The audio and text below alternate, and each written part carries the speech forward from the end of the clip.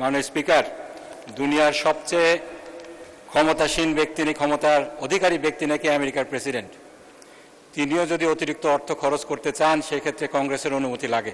আলহামদুলিল্লাহ, সাল্লাতু ওয়াসসালাম আলা রাসূলিল্লাহ। মাননীয় স্পিকার, আমি মোহাম্মদ নাজিবুর রহমান, সংসদ সদস্য পাবনা 1, প্রস্তাব করছি যে পরিকল্পনা বিভাগ বিষয়ে আলোচনা উত্থাপন কল্পে হিসাবের খাত 114 পরিকল্পনা বিভাগ শিরোনামাধীন 11 নং দাবি হইতে 500 টাকা প্রতীকী হ্রাস করা হোক। মাননীয় স্পিকার, দুনিয়ার সবচেয়ে ক্ষমতাসীন ব্যক্তি, ক্ষমতার অধিকারী ব্যক্তি নাকি আমেরিকার প্রেসিডেন্ট। তিনিও যদি অতিরিক্ত অর্থ খরচ করতে চান, সেক্ষেত্রে কংগ্রেসের অনুমতি লাগে।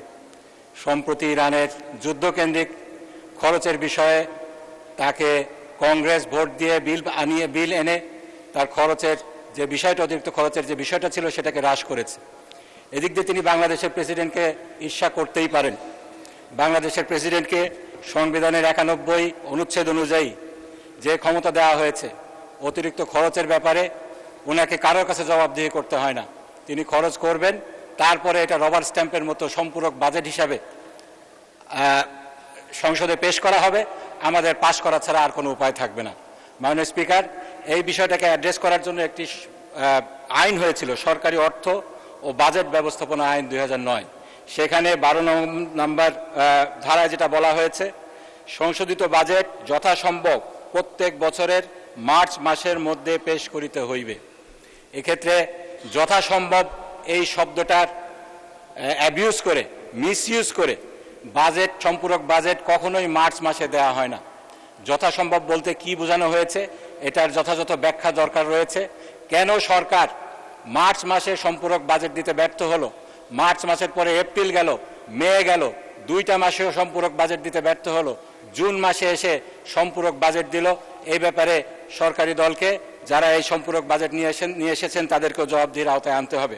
সেজন্য আমার যে প্রস্তাব রয়েছে, স্পেসিফিক প্রস্তাব, সেটা হলো এই সংবিধানের 91 অনুচ্ছেদে রাষ্ট্রপতির নামে সরকারকে যেভাবে করে দেওয়া হয়েছে, ক্ষমতা দেওয়া হয়েছে, যথেচ্ছা খরচ করার পরে বাজেটটা সংসদের সম্পূরক বাজেট হিসাবে নিয়ে আসার, এটাকে সংশোধন করতে হবে, সংস্কার করতে হবে। পাশাপাশি সরকারি অর্থ এবং বাজেট ব্যবস্থাপনা আইনের যে স্পিরিটটা রয়েছে, মার্চ মাসের মধ্যে সম্পূরক বাজেটটাকে আনতে হবে। এখানে কোনো যে ধরনের এখতিয়ার দেওয়া হয়েছে, যথাসম্ভব এই ক্লজটার মাধ্যমে এটাকে উঠিয়ে সম্পূরক বাজেটকে মার্চ মাসের মধ্যে পাশ করে তারপরে অতিরিক্ত যে অর্থটা খরচ করার বিষয় আছে, সেটা সরকারকে করতে হবে।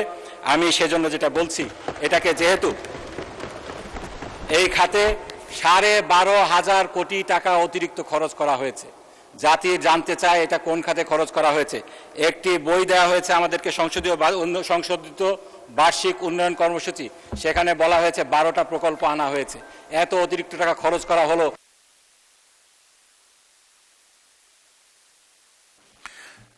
1 মিনিটে কনক্লুড করুন। আমার আধা মিনিট লাগবে মাননীয় স্পিকার, ধন্যবাদ আপনাকে। এই বিষয়ে অস্পষ্ট রেখে এই বিলটি পাশ করা কোনোভাবে উচিত হবে না। সেজন্য আমার যেটা প্রস্তাব, প্রতীকী প্রতিবাদ হিসাবে 500 টাকা এই ব্যয় থেকে হ্রাস করা হোক। ধন্যবাদ মাননীয় স্পিকার। ধন্যবাদ মাননীয় সদস্য। আমি এখন মাননীয় পরিকল্পনা মন্ত্রীকে ছাঁটাই প্রস্তাবগুলোর উপর বক্তব্য রাখার জন্য আহ্বান জানাচ্ছি।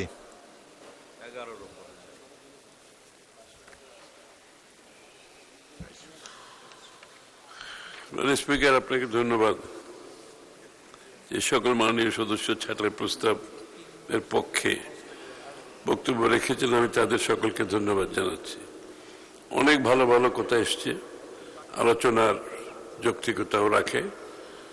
মাননীয় স্পিকার, পরিবার পরিকল্পনা বিভাগের 2টি চলমান প্রকল্পে, 3টি নতুন প্রকল্পে এবং বিশেষ প্রয়োজনে উন্নয়ন সহায়তা খাতে প্রয়োজনীয় অর্থের সংস্থান করাই এই অতিরিক্ত বরাদ্দ প্রয়োজন হয়েছে।